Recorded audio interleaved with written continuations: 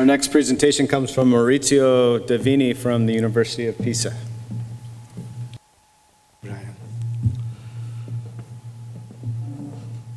Good afternoon.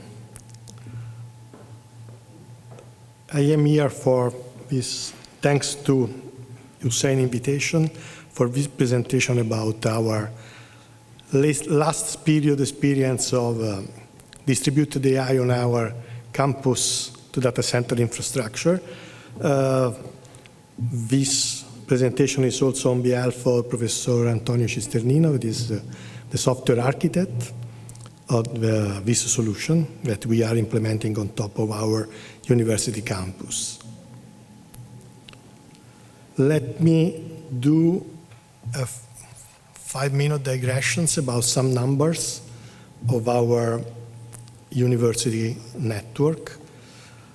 University of Pisa is a sort of city-wide campus in the sense that we have 250 buildings around town, all connected by our own private fiber network. So you see we have 90.4 kilometers of single mode fiber that has been digged during the years inside the 90 kilometers of tubes, all of property of the university. So you can think about the flexibility that we have in configuring our network for services. This is another view. You see that this is the town, and this is our data center. Our data center is 10 kilometers outside of town, and is connected by a twofold fiber optic to the campus network. All the computing facilities are inside the data center and are distributed to our private fiber network. You can think about that the longest one, the red one, is 18 kilometers between the data centers and the campus network. This is our data center. Don't think about anything about Alps or similar. Is an old building that has been restored. What we call the All A is a 7-year-old data center, 15 kilowatts air-cooled ones. The All B is a different story, is 30 kilowatts per rack, air-cooled plus liquid cooling. A small island of liquid cooling hosting latest generation servers.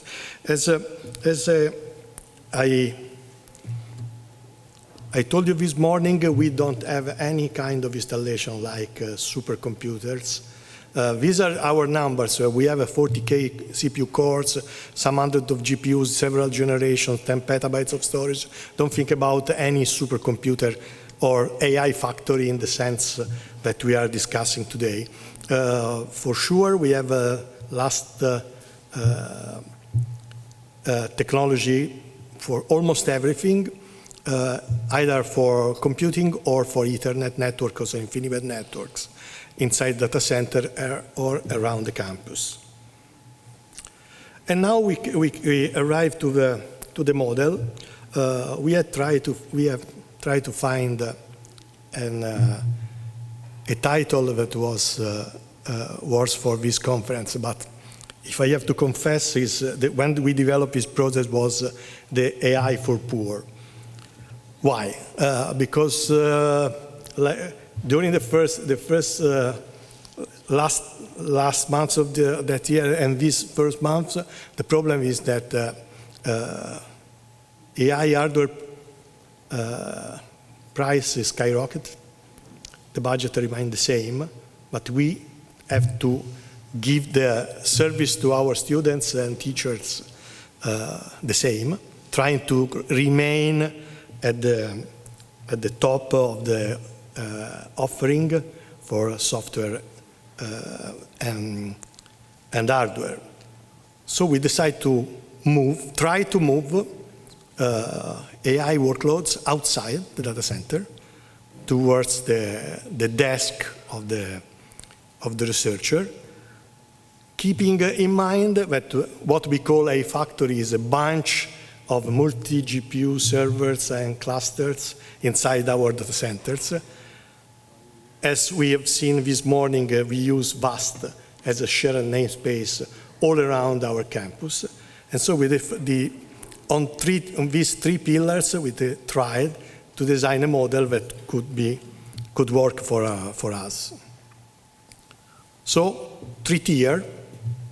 One is, okay, what is the most cost-effective piece of hardware where we can buy today? We started with the help of our friends from E4 to deploy some DGX Sparks last year with a certain success. And then we moved to Dell hardware for the GB10 endpoints. And these are used by our researcher for sort of personal AI. Typical agent runtime like OpenClaw, NemoClaw, using models on the desktop. Then we have the tier 1. When your tier 0 is not more enough, you can burst your workload on the DataCenter AI factory using Kubernetes or Slurm, depends on what we have configured. And we have several offers, starting from traditional NVIDIA DGX machines. And we moved to the latest Dell technologies offerings like XE7745 or XE9040 that are liquid-cooled. Of course, the data model, all the data model is based on VAST. This is the hardware. So we have the GB10 as a base, at the base. We have the GGX H100 because we can't afford more for reference for our reference platform, and the Dell offering for other kind of workloads, much more related to NVLink or like a 7745 that hosts R7600 PCIe plus GPUs. And so we have several ways of manage these things. Slurm for certain reasons, and other Kubernetes or container-based offering on the other. So this is the idea.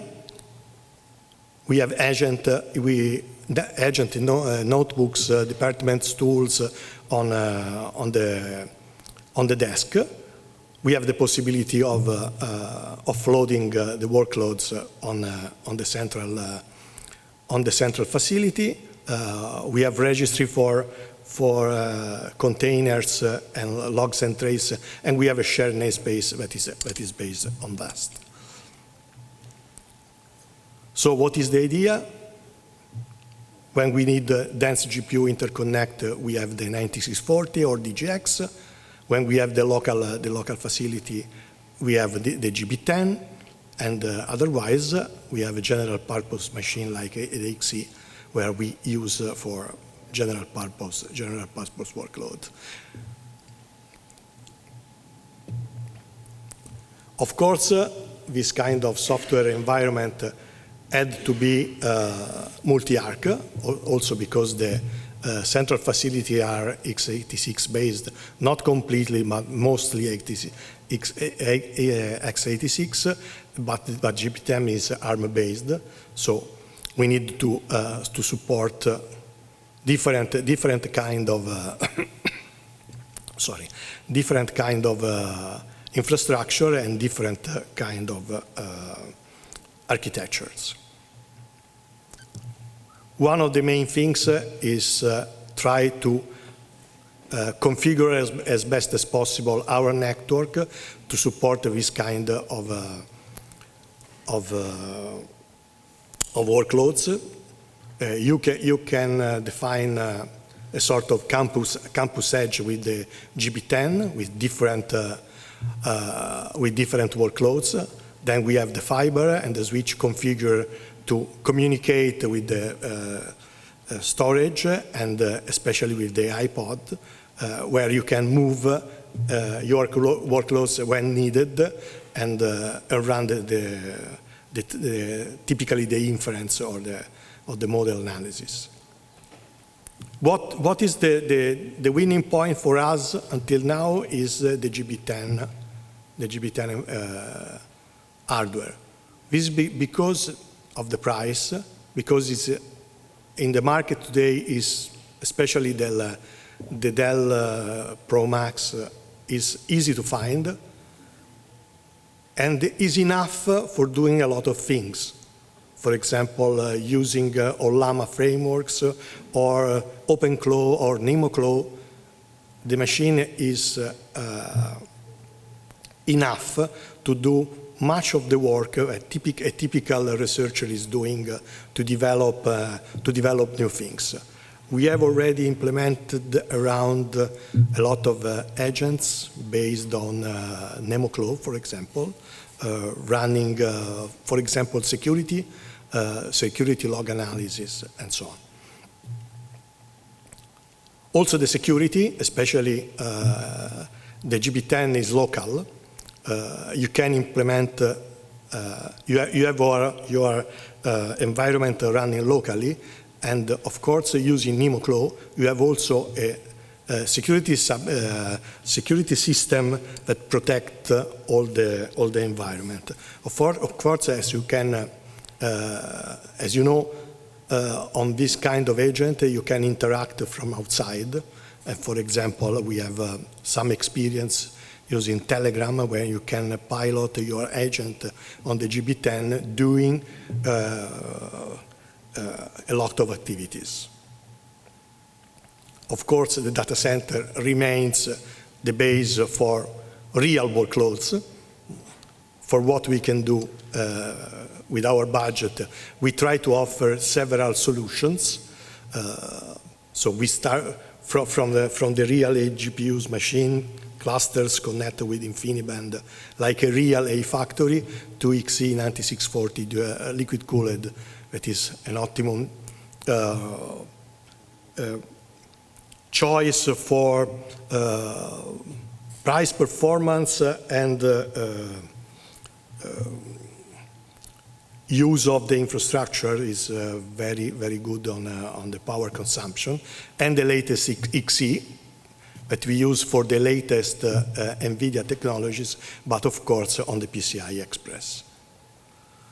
What we have done so far, we have, as a general purpose university, we typically support a lot of activities, so you can see from traditional HPC, like CFD or FEM, from biomedical and clinical research, for example, the GB10, with the fact that it is a private hardware is okay also for security. Digital humanities, for example, easy to develop OCR cleanup or multilingual reg, or teaching because it's the easy way to bring teaching on this kind of hardware, either for the price or for the real availability of the hardware. So, what we have seen until now, if you have a campus private fiber, you can really implement a three-level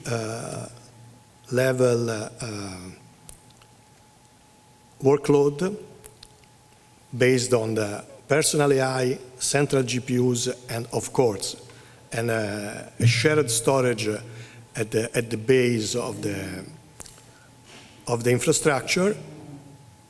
If you have your own fiber campus and you can configure your network, you can really try to do and reach the results for these infrastructures. Thank you.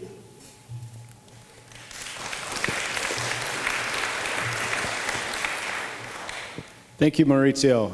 Any questions? Yes, sir.